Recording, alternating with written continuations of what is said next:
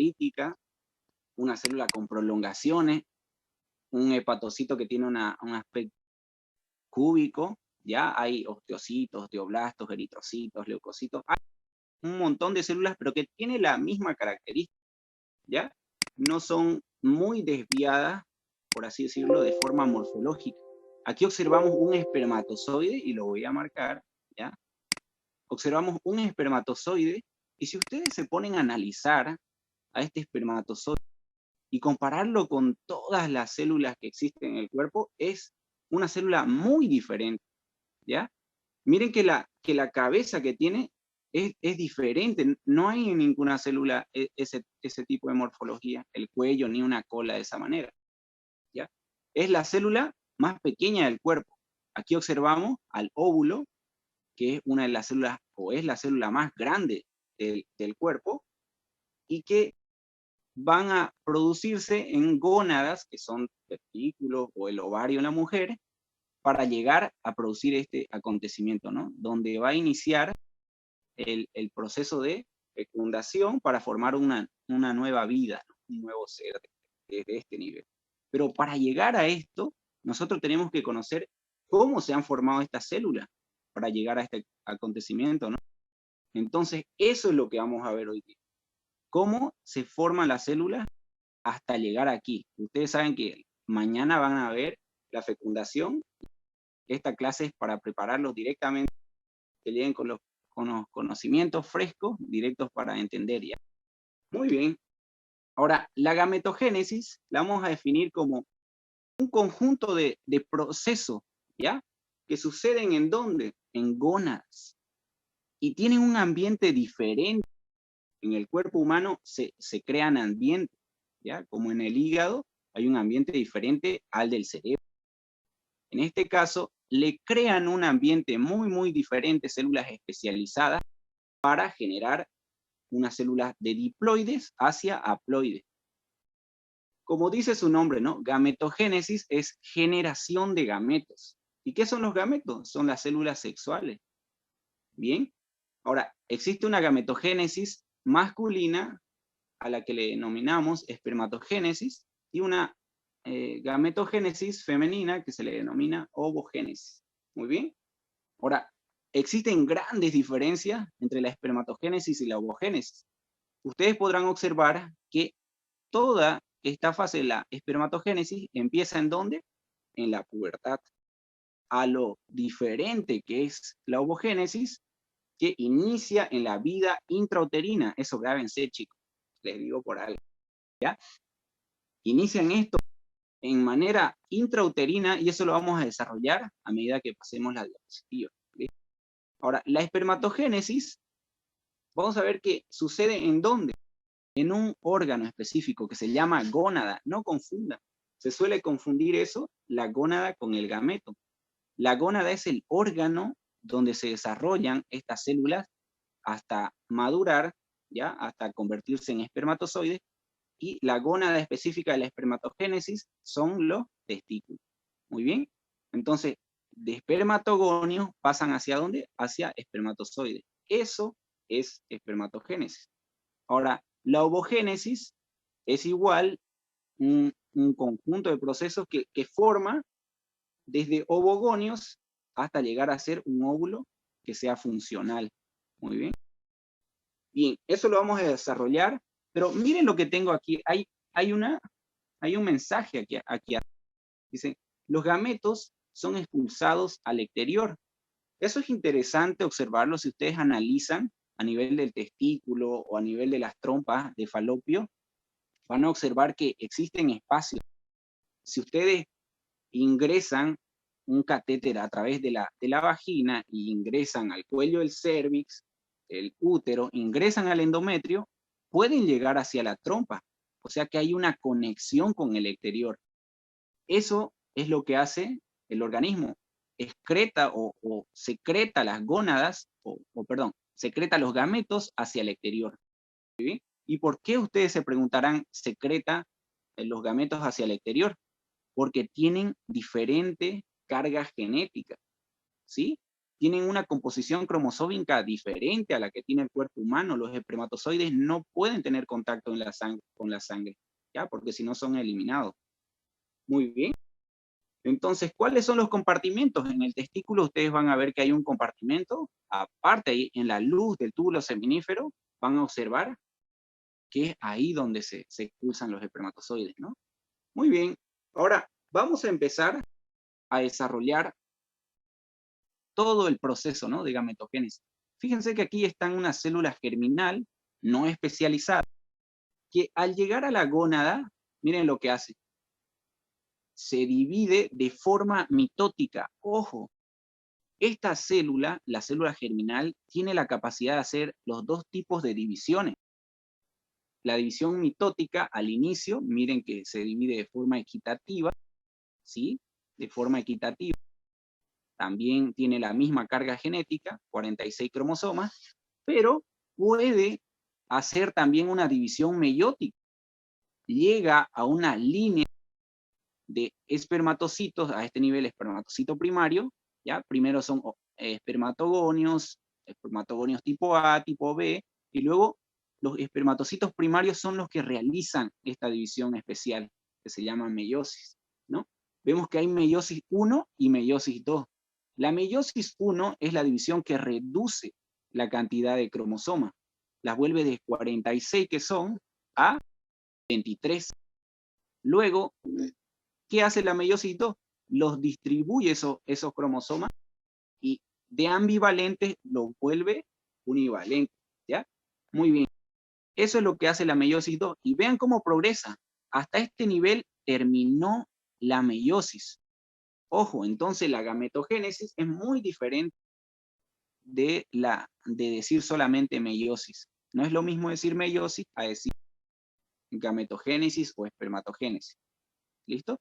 La meiosis es parte de la espermatogénesis. Vean que la meiosis solamente hace esto lo de aquí. Convertir de espermatocito o espermatogonio hacia dónde? Hacia espermátidas. Pero necesitan una diferenciación en estas células. Necesitan convertirse en los espermatozoides maduros que solemos ver en el microscopio, ¿no? Observen que se quita el citoplasma de estas células y luego vamos a obtener estas células maduras, ¿ya, no? Los espermatozoides que conocemos.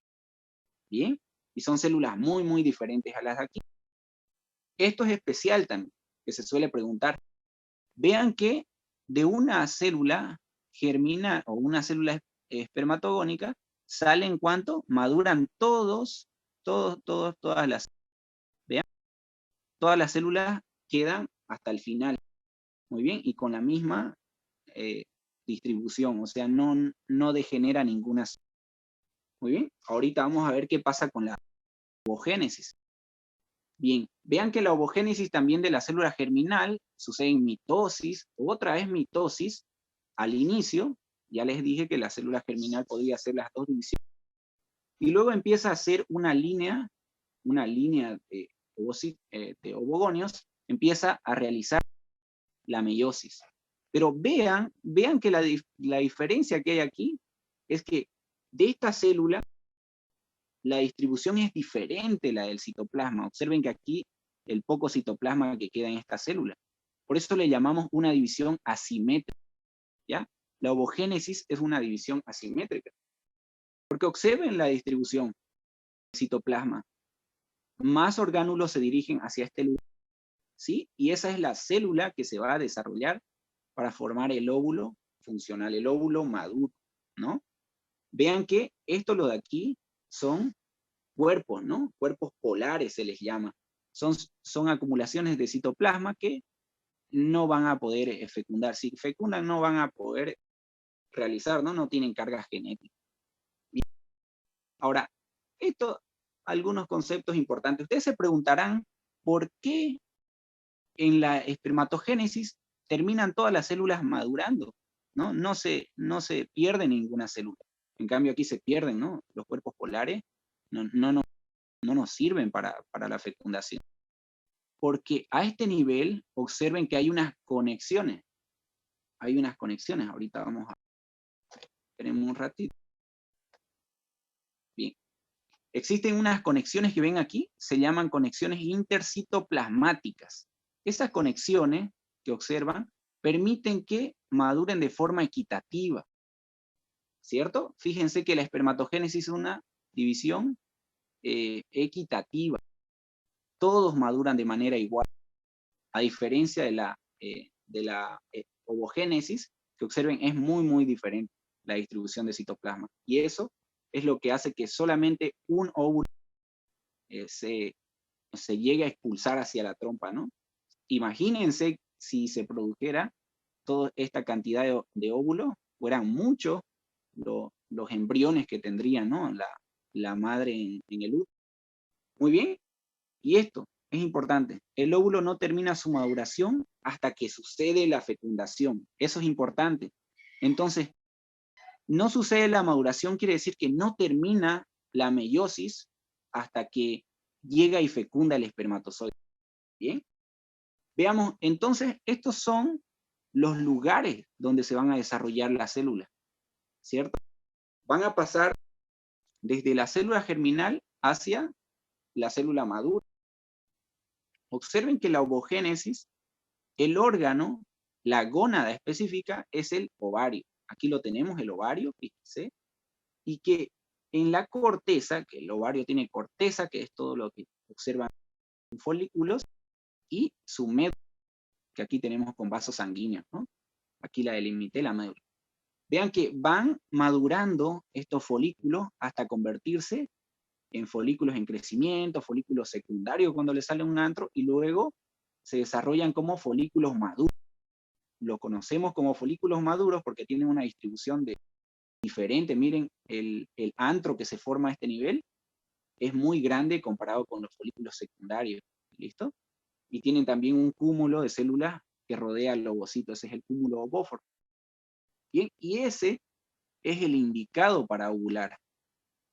¿Listo? En cada mes, solo uno va a ovular de esta manera. Hay algunos que degeneran, ustedes lo pueden ver aquí, que son los cuerpos, o el cuerpo lúteo que degenera, ¿no? De la menstruación. Si es que llega a fecundarse este ovocito expulsado, que va a formarse un cuerpo lúteo del embarazo. Es importante que este proceso de maduración de los folículos va a suceder de forma mensual. ¿Ya? Muy bien. Ahora, este es el ambiente del espermatozoide. Para llegar de espermatogonio hacia espermatozoide, este es el ambiente en el cual vive el espermatozoide. ¿Y qué es esto? Fíjense, vamos a observarlo más de cerca. Este es el testículo. Pueden observarlo aquí, que es un conjunto de túbulos. Es un entramado de túbulos, y que si los observamos desde este lugar y le hacemos un corte a este túbulo, esto es lo que vamos a obtener. ¿Cierto? Aquí observamos el tubo cortado y aquí observamos el hueco, la luz de ese túbulo seminífero. Vean que en ese túbulo hay una agrupación de células tremenda, fíjense, hay colores distintos, ¿no? Y representan a las células que existen aquí. Vemos unas células que son las células de Sertoli, las células más grandes, observen aquí la voy a marcar, la célula de Sertoli. Los núcleos se tiñen de lila, ¿no? Aquí con hematoxilina lo han pintado así, oscuro, ¿no? Bien, aquí hay otra célula de Sertoli, otra célula de Sertoli, otra célula de Sertoli. Son células grandes. Bien, y esas células de Sertoli están sustentando a esto que son los espermatogonios. ¿Listo? Hay células fuera del túbulo seminífero, que son las células intersticiales, que se llaman células de Leydig. No deben olvidarse de estas células, son muy importantes. Las células de Leydig, que producen testosterona, y las células de Sertoli, o Sertoli, como quieran llamarla, son las que sustentan al espermatozoide. ¿Sí? Y vean que esta producción de espermatozoides es continua. Una vez empieza en la pubertad, no para hasta que la persona llega a morir. ¿Ya? En artículos que he estado leyendo del New England Journal, habla de que la producción de espermatozoides puede durar hasta los 100 años, ¿no? Hasta la 10ª década de vida. Sí, pero la mayoría, pues, la expectativa de vida está entre 80, 60 aquí en Bolivia. ¿no? En otros países llega hasta 100, hasta 80, no sobrepasa de 100. Muy bien. Y esto igual es importante, que para que suceda la espermatogénesis se requiere de una temperatura menor a la temperatura corporal. ¿En cuántos grados? De 2 a 3 grados. Usualmente se utiliza la cifra de 2. Ahora, ustedes se preguntarán, si necesita menor temperatura, es por esa razón que el testículo está fuera de la cavidad abdominal. No está dentro del abdomen, sino que sale, y esa salida del testículo hacia las bolsas escrotales es lo que forma el trayecto inguinal, que lo van a ver en anatomía, ¿no? Y lo van a desglosar en todas sus capas, en sus caras y todo. Muy bien. Entonces vamos a iniciar con la ovogénesis. Bien. Para iniciar vamos a observar la regulación hormonal que existe aquí. Vean que una vez la mujer llega a la pubertad, maduran sus células hipotalámicas. Una vez que maduran esas células hipotalámicas, empiezan a liberar ¿qué?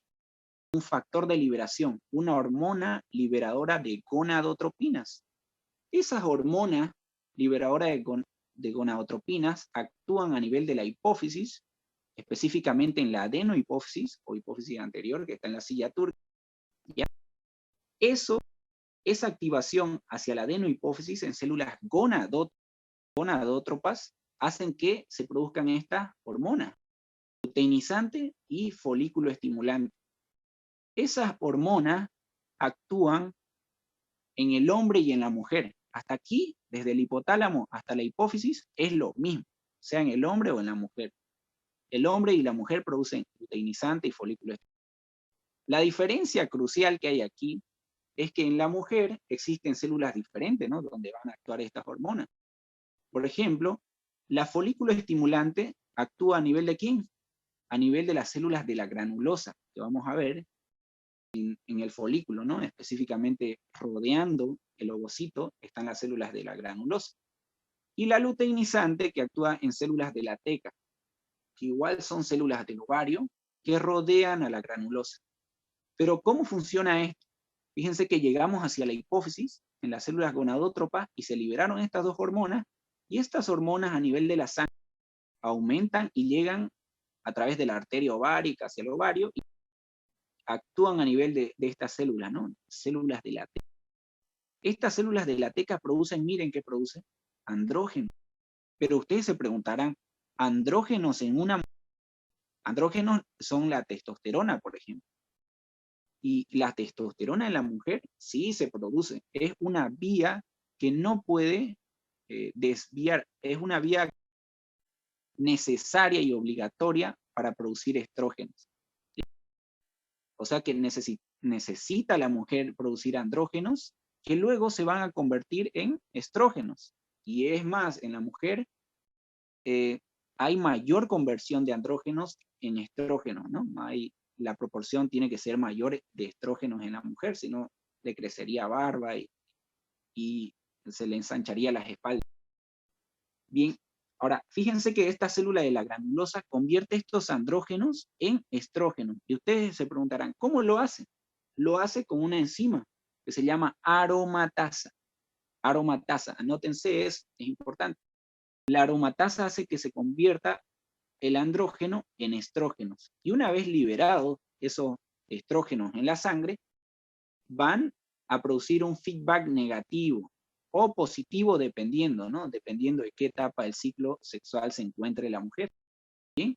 Y estos son los que limitan, ¿no? Limitan que le dicen a la hipófisis, mira hipófisis, ya estamos produciendo demasiada hormona estrógenos, y te vamos a retroalimentar de manera positiva porque la mujer necesita ovular, está en su día 14 y estamos aumentadísimos nosotros los estrógenos.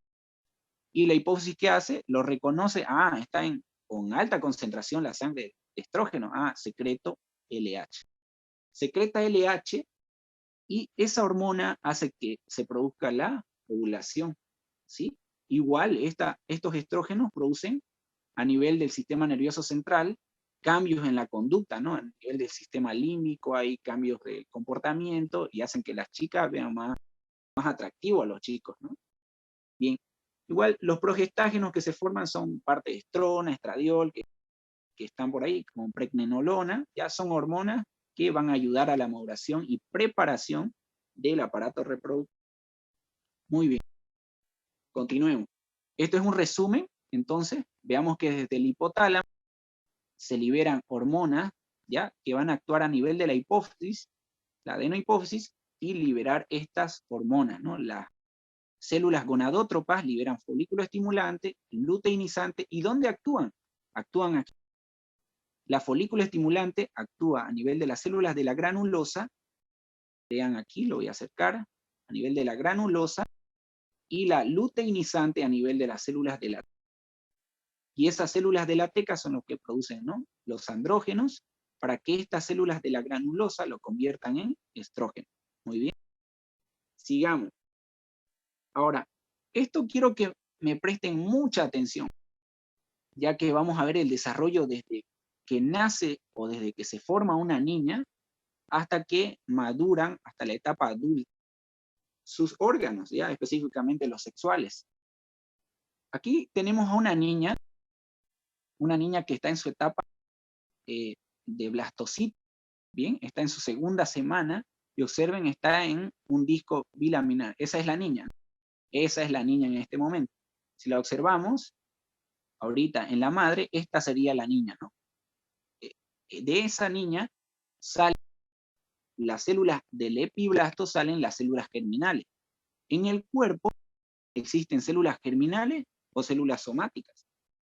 Las células germinales son específicas para formar células sexuales.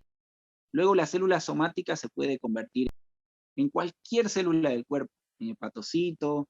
Ustedes saben que en las primeras semanas las células son pluripotenciales, pueden generar hueso, pueden generar músculo, pueden generar células del sistema nervioso, ¿no?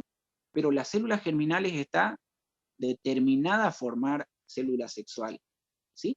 Luego de las células germinales viajan ¿hacia dónde? Hacia el saco vitelino. Bien.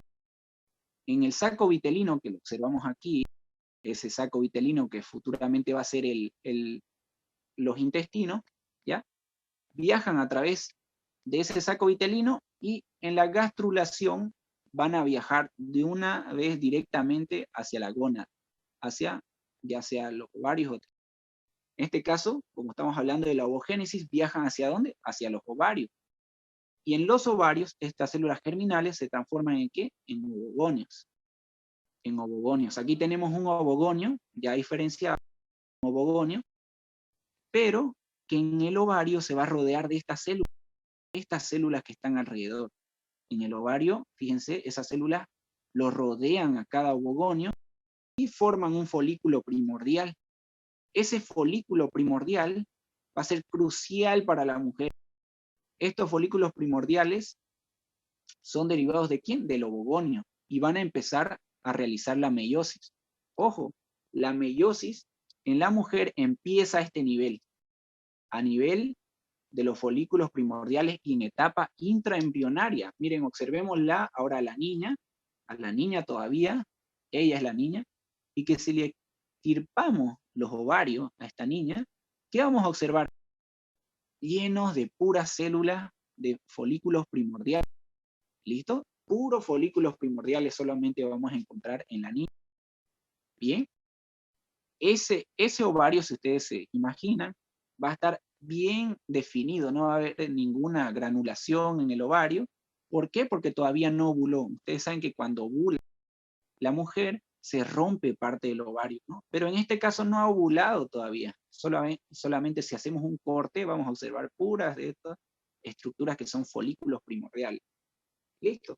Y se conserva de esta manera en la meiosis 1, específicamente en la profase 1, en la etapa de diploteno, una subfase de la profase. ¿Y por qué se conserva en esta etapa? Por esta hormona que se produce aquí, la inhibidora de la maduración del ovocito. ¿Listo?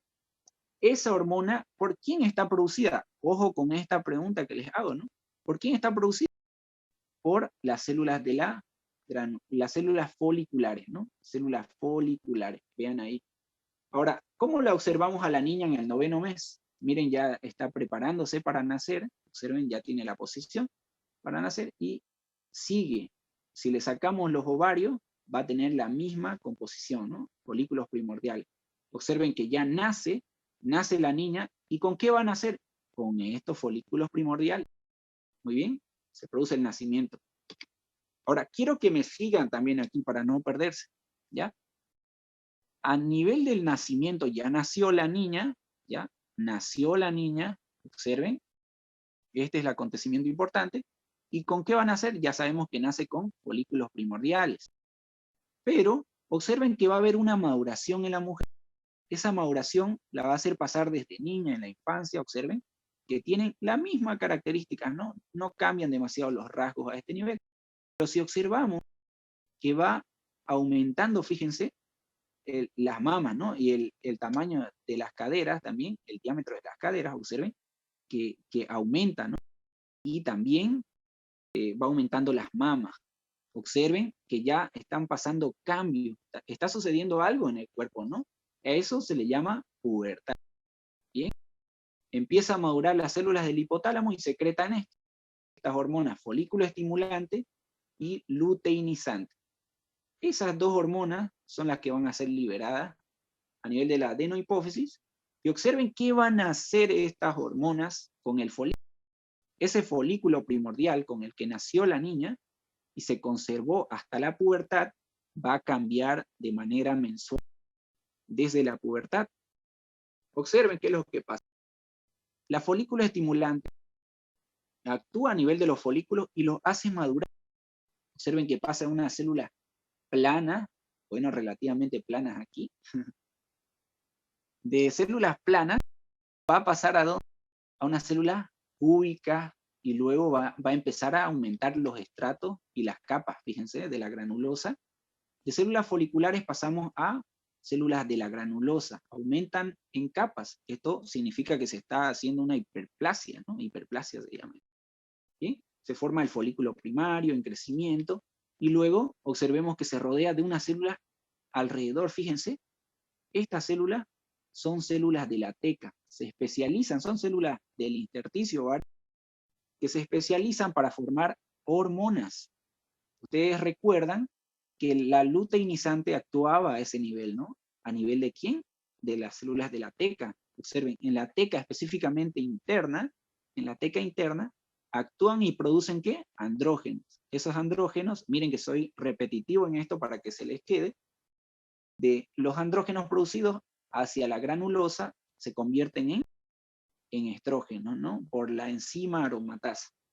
Muy bien. Ahora, esto sería la evolución, ¿no? Pero si se preguntan aquí, fíjense, ¿cuál es la composición o cuál sería el estado del ovocito? ¿Cómo se produce aquí la meiosis? Aquí todavía siguen ovocito primario, ovocito primario, ovocito primario, y luego en el folículo de De Graaf empieza a desarrollarse ya la meiosis 2. Bien, pero se hace un paro, hace un freno en metafase 2. ¿Listo? Y es en esa situación donde lo va a encontrar el espermatozoide para poder fecundar, ¿no? Observen que de células planas, aquí les muestro, fíjense, el folículo primordial pasa a células ya tipo cuboideas, ¿no? Y hay una membrana que lo diferencia al folículo primordial del primario, fíjense, que sería la membrana pelúcida.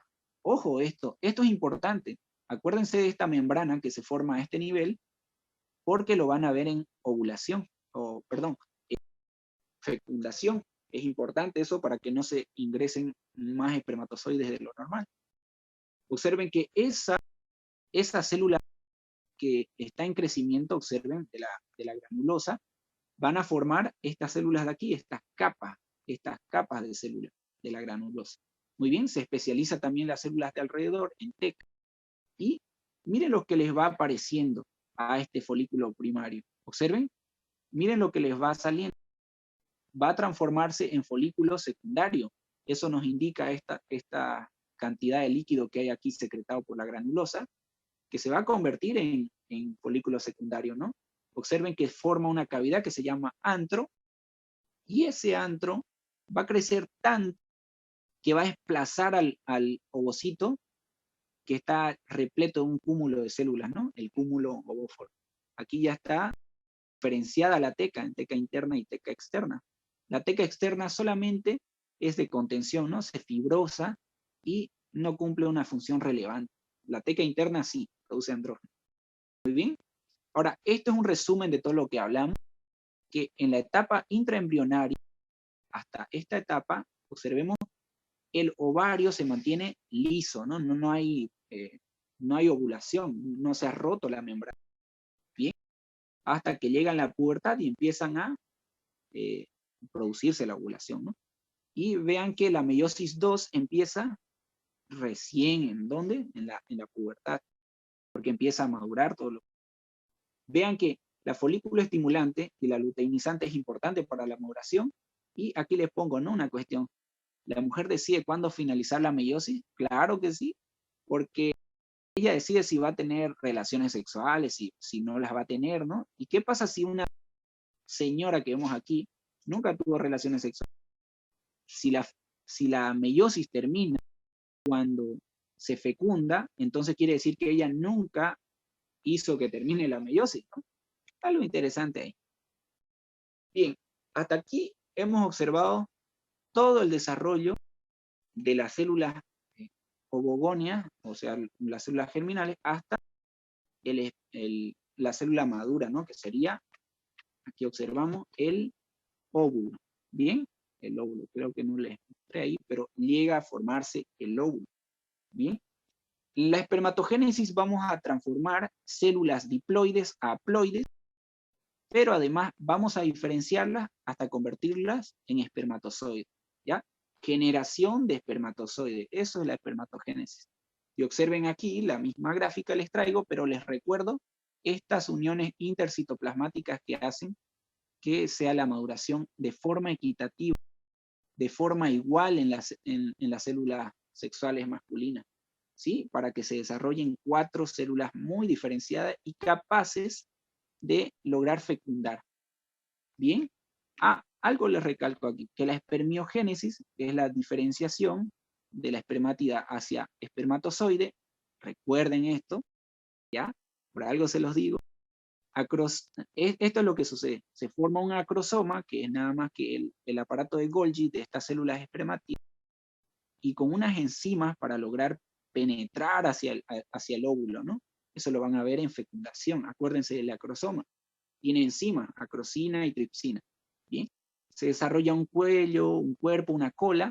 ¿Para qué? Para darle una motilidad al espermatozoide, para que tenga una capacidad de moverse y llegar hacia la ampolla y lograr fecundar. Pierde su citoplasma por la misma situación, para ser más ligero y para tener un molde bien definido para moverse de la mejor manera. Vean que la espermatogénesis de la misma manera se desarrolla desde el epiblasto, células germinales, llegan a las gónadas, pero en este caso forman espermatogonios. Los espermatogonios se mantienen hasta donde, miren, el niño nace con los espermatogonios. Y observen que estos espermatogonios son, ¿quiénes? Células pluripotenciales, capaces de formar colonias de espermatozoides, ¿no?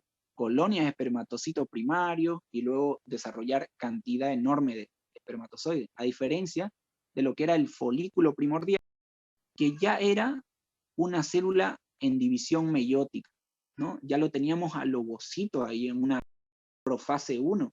En cambio, esta es una célula pluripotencial. Observemos, igual de la misma manera, en el nacimiento. ¿Con qué nace el niño? Con las espermatogonias, ¿no?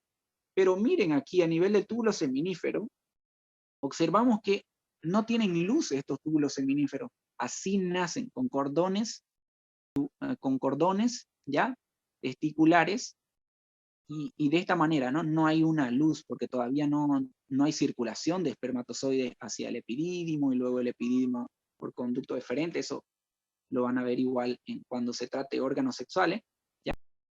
Y salgan por la uretra, ¿no? En la infancia se mantienen de la misma manera, pero en la pubertad sucede esto. Estas hormonas hacen que este cordón se convierta en túbulo. ¿Bien? Aquí observan la diferencia. Hay una luz ya, ¿no? Hay un hueco por donde pueden salir los espermatozoides.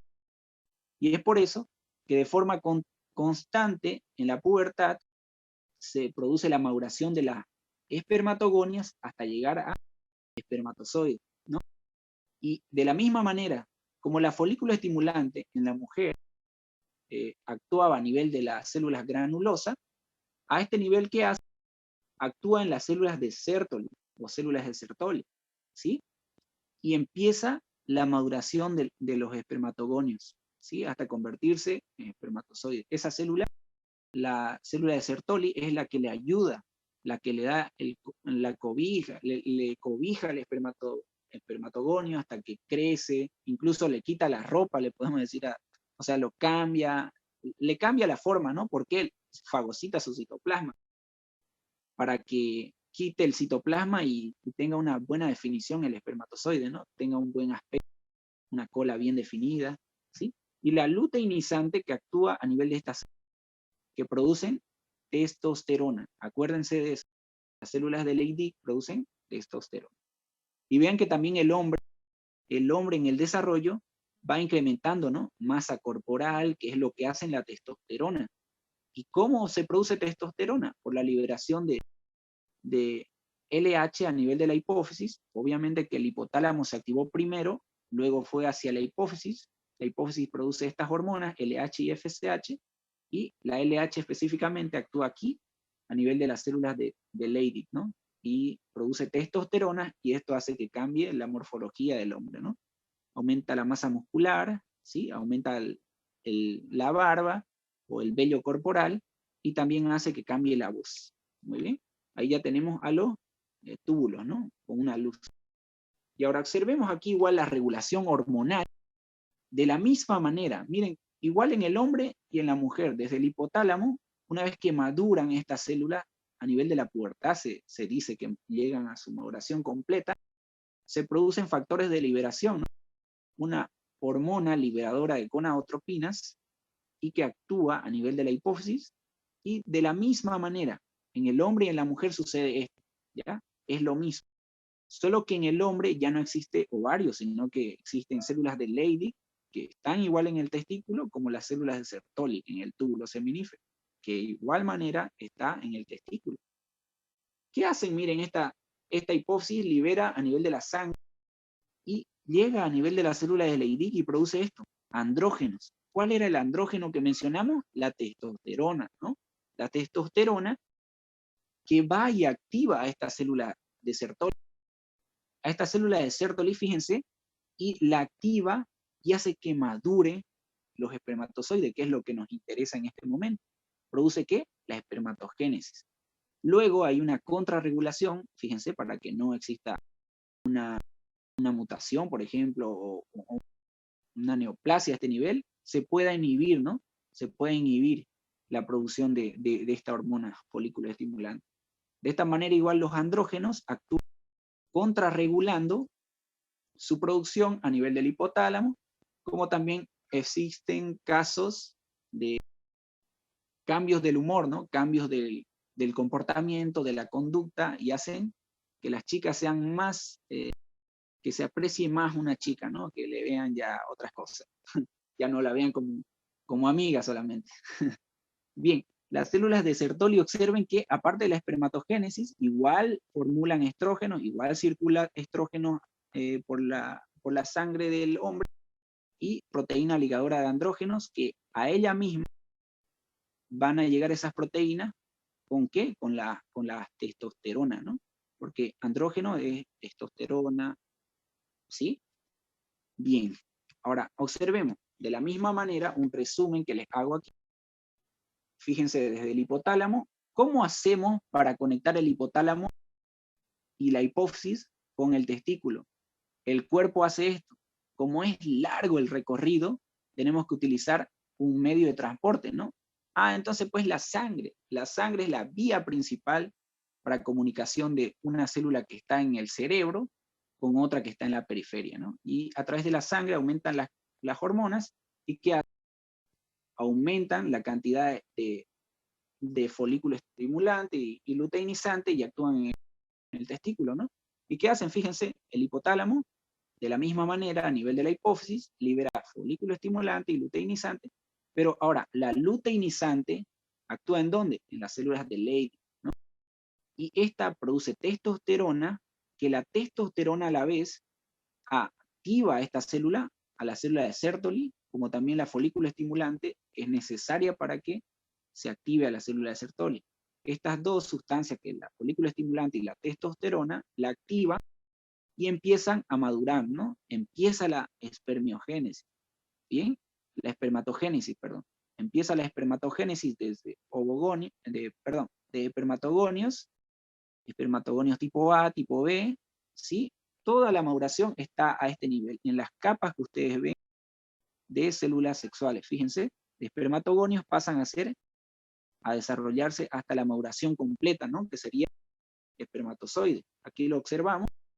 Y ustedes me preguntarán, si auxiliar, el libro menciona que dura 72 a 74 días para producir espermatozoides. Claro que sí, eso sucede en la pubertad. Sucede que algunos túbulos están en diferente fase. Estos ya están produciendo espermatogonios tipo A, pero en cambio este grupo de células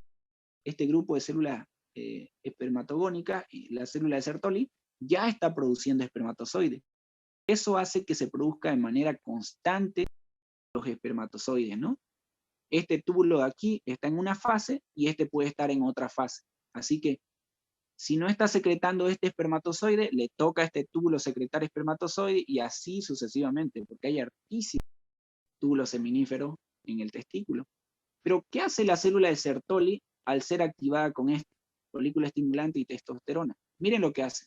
Nutrición, y esto le ayuda a quitarse ese citoplasma de encima, ¿ya? Le fagocita, le come ese citoplasma al espermátida, ¿ya? A la espermátida y lo moldea, ¿no? Le forma un cuello, una cola y la cabeza del espermatozoide, ¿no? Bien, ya estamos por terminar, esto ya son las últimas diapositivas. Y bien, fíjense, esta es la fase final ya de la espermatogénesis. Desde espermátida pasa a transformarse, miren el cambio, muy diferente, ¿no? Esta célula que es esférica, a pasar a este nivel. Es mucha la diferencia. Y esto sorprende, ¿no? Cómo se logra diferenciar tanto. Y esto sucede, fíjense, que hay una fase en la que el aparato de Golgi se va anterior al núcleo, y ese aparato de Golgi, en ese lugar se van a concentrar enzimas. Esas enzimas le van a permitir atravesar capas del ovocito, ¿ya? Eso lo van a ver en fecundación. Mañana mismo lo van a ver. Y fíjense que la cola tiene un flagelo, el espermatozoide, y tiene una gran movilidad porque tiene proteínas de actina a este nivel y miosina, ¿no? Túbulos, hay mucha cantidad de túbulos a este nivel en la cola del espermatozoide. Como también tiene que haber mitocondrias, porque va a necesitar demasiada energía para hacer ese movimiento, ¿no? En la fecundación van a ver que se activa el espermatozoide y la cola empieza a moverse muy drásticamente. Y si el espermatozoide, voy a dibujar uno aquí, si fuera de esta manera, y tuviera 3 colas, ¿qué sucedería? ¿Fuera una desventaja o una ventaja? Miren, les cuento que es una desventaja, porque esta cola va a hacer que se desplace de manera en esta dirección, pero esta cola va a inducir a que se vaya hacia esta otra dirección, y esta cola hacia la otra dirección, y de esa manera van a hacer que recorra menor espacio en mayor tiempo, ¿ya? O sea que no beneficia mayor cantidad de colas, sino que con solo tener una y que sea buena, que tenga la composición necesaria, va a ser muy beneficioso para la fecundación de este espermatozoide. ¿Listo?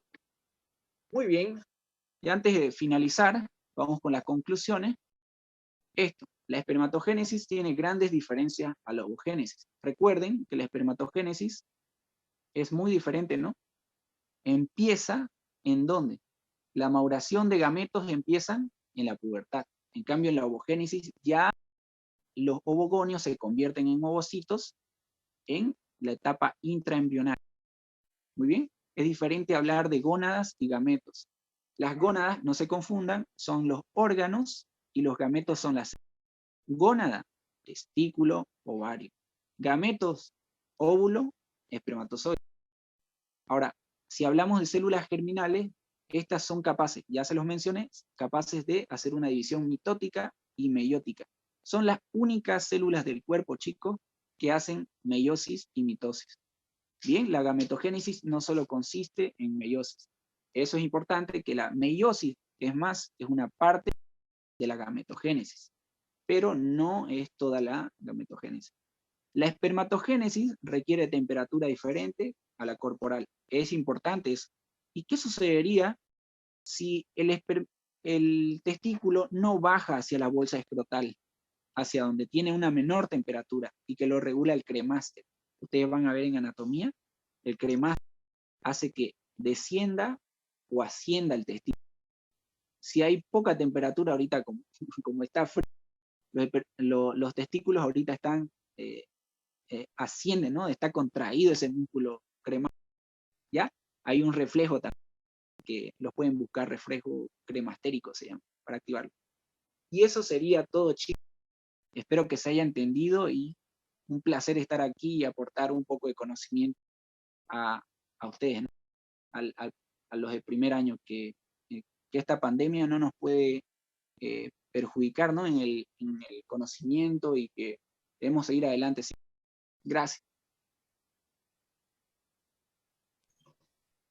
Muchas gracias, Claudio, por tan excelente disertación. Hace rato que me había recordado esto de la formación, ¿no? de los espermatozoides, del óvulo. Y nada, chicos, hormonas van a ver durante toda su vida. La van a ver en segundo año en fisio, ya. Lo van a ver después en medicina interna, lo estamos viendo ahora. Lo van a ver en SEM. Claudio mencionó sobre una enzima aromatasa, ¿ya? Esta enzima que transforma el estrógeno, perdón, la testosterona en estrógeno, por ejemplo. Es característico, almacena mucho tejido graso. Esta enzima, al transformar la testosterona en estrógeno, hace que el varón tome ciertas características físicas femeninas, y eso lo podemos percibir en algunas personas que desarrollan las mamas de una manera fémina, ¿ya? Sobre todo en pacientes obesos, ¿ya? No sé si tienen alguna pregunta, podríamos hacerla, no sé qué dice Claudio. Sí, si tienen alguna pregunta la pueden realizar y... Ya. Perfecto. Levantan la mano, saben, aquí no es en las reacciones, coloquen levantar la mano y ya los moderadores se encargarán de darles las palabras, ya.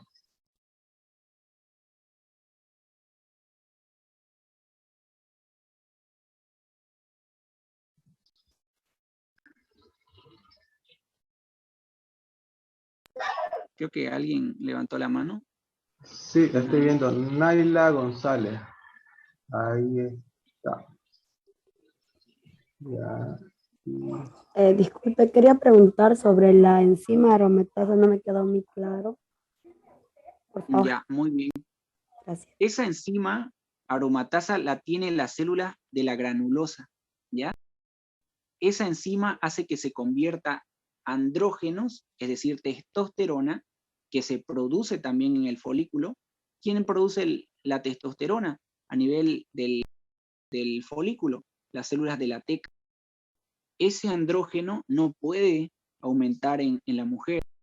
No es una hormona femenina la testosterona. Se tiene que transformar ya sea en el folículo o en otro lugar del cuerpo de la mujer. Ya sean aromatasas a nivel del folículo, que convierten la testosterona en estrógeno, ya que es la hormona necesaria para el desarrollo de todos los factores secundarios sexuales de la mujer, como aumento de la mama, aumento de las caderas, como también el desarrollo del útero, ¿no? El endometrio, ustedes saben que hay una fase proliferativa y esa hormona es necesaria para ir preparando al endometrio, ¿no? Para que suceda la implantación. Luego viene la progesterona y ahí empieza, ¿no? Para que se logre implantar el blastocito. Pero ¿qué hace la aromatasa? Está en la granulosa y convierte andrógenos en estrógenos. Esa es la respuesta. Andrógenos hacia estrógenos. ¿Listo? Y está en el hombre como también en la mujer esa hormona. No sé si responde a su pregunta.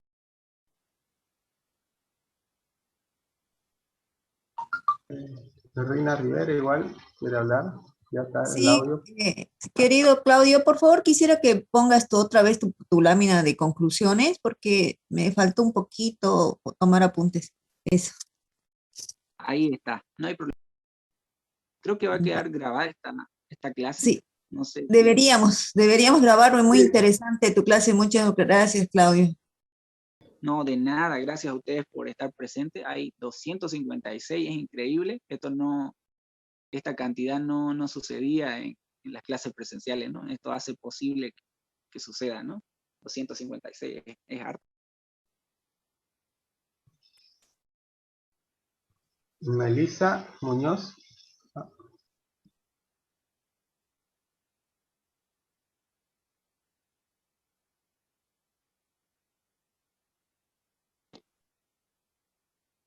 Ya. Usted explicó que un espermatozoide no puede tener tres colas, pero ¿qué pasa si un espermatozoide llega a tener dos cabezas? ¿Será que puede fecundar al óvulo o qué pasa?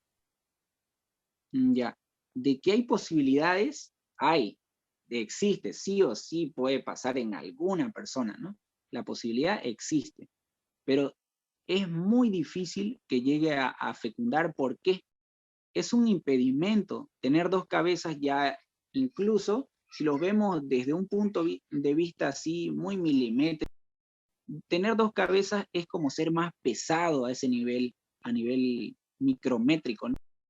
A nivel micrométrico, tener dos cabezas es ser muy pesado, y al momento de querer fecundar, van a ver que hay una activación del espermatozoide, se activa el espermatozoide, y ¿qué va a pasar? Cuando quiera moverse de forma flagelar, cuando la cola empieza a moverse, le va a dificultar, pues, ¿no? ¿Y quién se va a ver más beneficiado en ese aspecto? El que solo tenga una cabeza y una cola, ¿no? Es la mejor forma que tiene el espermatozoide para poder fecundar, ¿ya? Igual, si no tiene enzimas y aunque esté en buenas condiciones, no va a fecundar. Hay algunas características bien específicas que tiene que tener el espermatozoide para fecundar, ¿ya? Y eso lo van a ver en fecundación mañana. ¿Mm? ¿Responde a su pregunta?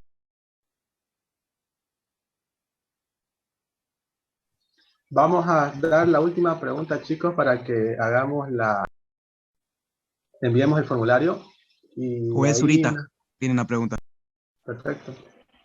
Ahorita lo habilitamos.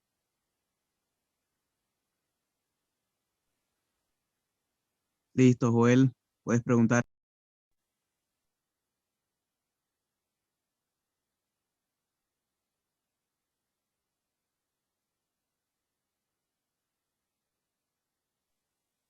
Bueno, vamos a darle la oportunidad a otro, a Jacqueline. Jacqueline Miranda.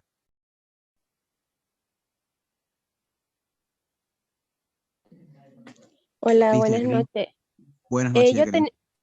yo tenía una pregunta sobre la meiosis 2 en el ciclo menstrual de la mujer. ¿Qué pasa cuando una mujer tiene ciclo irregular? ¿Qué es lo que pasa con esa fase de la meiosis? ¿O por qué no es normal? Normal, a ver, ¿por qué tiene ciclos irregulares? Sí, porque en los rangos normales es dentro de los 28 días un ciclo normal. 28 días. 28 días, 6 días antes, 6 días después. Eso es un ciclo regular. Eso es lo que se considera. Pero eso es variable, ¿no? En cada mujer es diferente. ¿por qué madura de manera diferente? Es por un retraso incluso de las mismas células que hay, eso es ya por carga genética, eso es idiosincrasia de cada mujer, y lo que nos hace diferente de otras personas, ¿no? Es diferente la forma en que maduran las células en una mujer y en otra, ¿no? Es por eso que el ciclo es irregular, ¿ya? No hay una respuesta de que diga, tiene tal persona una molécula que hace que no madure de manera regular, ¿no? Sino que probablemente sus hormonas se secretan en menor cantidad o de manera lenta o con mayor velocidad en otras que son sus ciclos más cortos, ¿no? Es de esa manera, ¿no? La respuesta es idiosincrasia, ¿no? La persona tiene sus características, es diferente una de otra. Esa es la.